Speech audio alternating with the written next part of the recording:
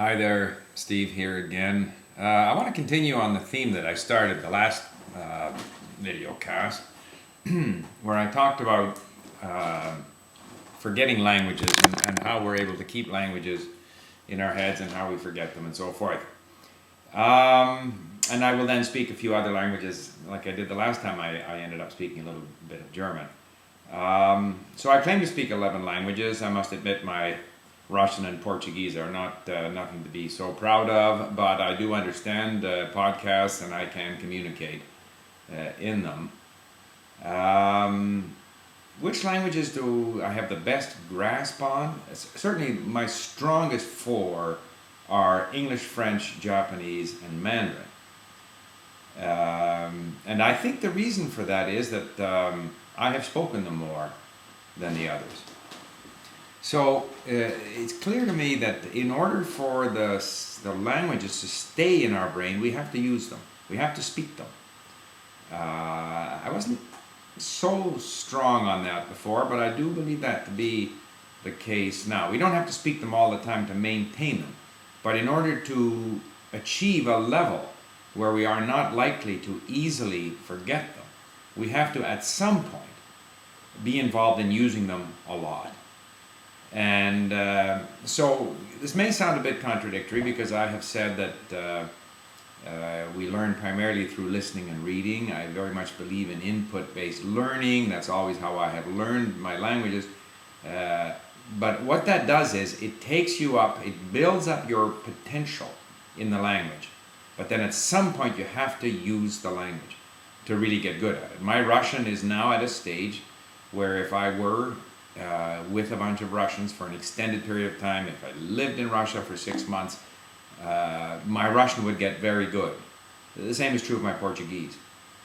And I might add, the same is true of some of my other minor languages. If English, French, Japanese, and Mandarin are the strongest, then the next group would be probably German, Swedish, and Spanish, which I've used to some degree. And then the Italian and the Cantonese and I can't remember what I forgot. They would be, less strong as Portuguese and Russian. But I could get them up. I have enough exposure, enough vocabulary in all of them that if I were in Italy for 3 months solid using the language, or Spain, or Russia, then I could get them to a point where I wouldn't easily lose them. But right now, if I'm away from Spanish, I'm going to struggle, third person, past or whatever, get a lot of things wrong, sometimes be looking for words, which doesn't happen to me in Japanese, French, or Mandarin. 我随时可以这样说，不会犯太大的错误。当然在中文那个文法，这个文法不是很，语法不是很复杂的。可能会有一些这个同音字声调，我会稍微发一些错误，但是没有多大的问題。日本語も同じ。これ今ねすぐ中国語から日本語へ移ると、若干、誤解は起こるかもしれないけども、基本的にはもう問題ないですよ。Le français c'est la même chose. Je peux toujours parler français en mélangeant avec, parlant le chinois, le japonais, ensuite le français, il n'y a pas de problème.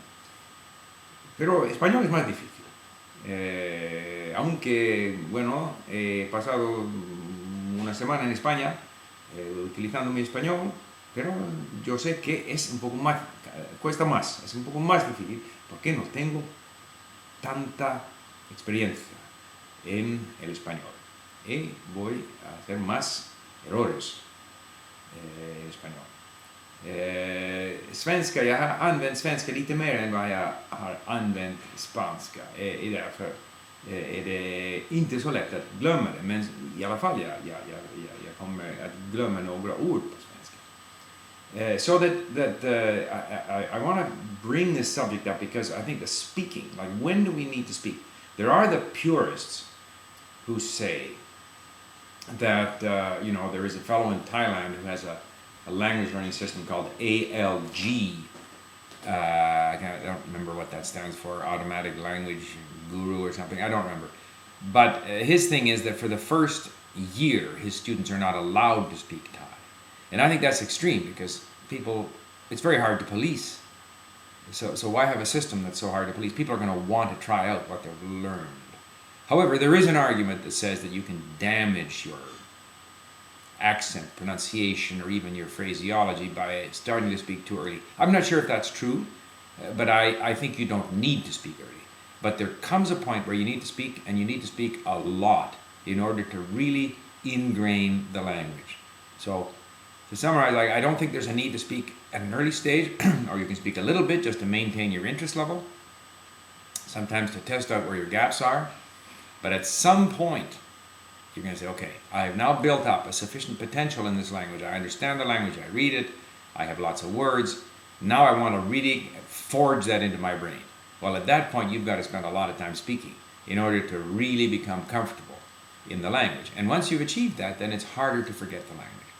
So, within my languages, I haven't spoken. I spoke quite a bit of Portuguese when I was in Portugal, but I haven't spoken any Russian. This evening I have my first opportunity to speak Russian with Rosanna after an absence of 5-6 weeks from the language.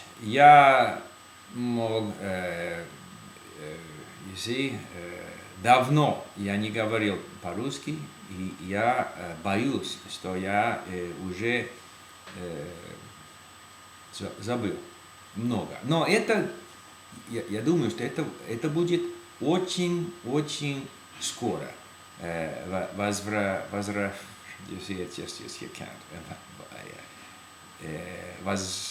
Возвращаемся. Yeah. So I've got to get on Link. I've got to do more reading. I haven't done anything on my Russian, but I understand it. I put on some Echo Moskvi podcast, no trouble. I think it'll take me a couple of days, and I'll be right back to snuff. Portuguese. Now I'm going to confuse it with Russian because I'm going into a part of my brain that's for new languages. In other words, I do believe, as I said earlier on this, how the brain learns, that things that are ingrained comfortably, nice habits, nice patterns that the brain is comfortable with, are on one side of your brain.